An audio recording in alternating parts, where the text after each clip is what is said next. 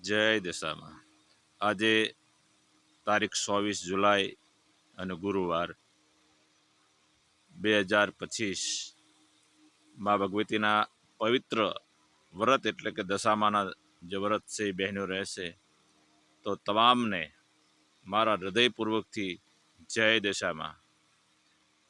બહેનો, આવા પવિત્ર જે વ્રતનો મહિમા અપરંપાર છે. મા ભગવતી સૌના ઘરમાં અવિશળ કુશળ શાંતિ સમૃદ્ધિ રાખે એવી મા ભગવતી દશામાં તમારી હર મનોકામના પૂરી કરે અને વ્રત રહેતા હોય એને એના ઘરમાં જે તમામને મા ભગવતી કુશળ રાખે એવી મા દશામાના ગુણ ગાવા અપરંપાર છે. મા ભગવતીના વ્રત એટલે કે 10 દિવસ આપણે ઘરમાં મા ભગવતીનું મૂર્તિનું સ્થાપન કરવી, 10 દાડા મા ભગવતીના ગુણગાન ગાવી અને 10 દાડા પૂરા થાય એટલે શુદ્ધ જળમાં મા ભગવતીની સાંડળી મૂર્તિ દશામાની પધરાવી અને એક માને નમસ્કાર કરી અને કહેજો, હે મા ભગવતી, હે દશામાં, વહેલા વહેલા પધારજો પાછા.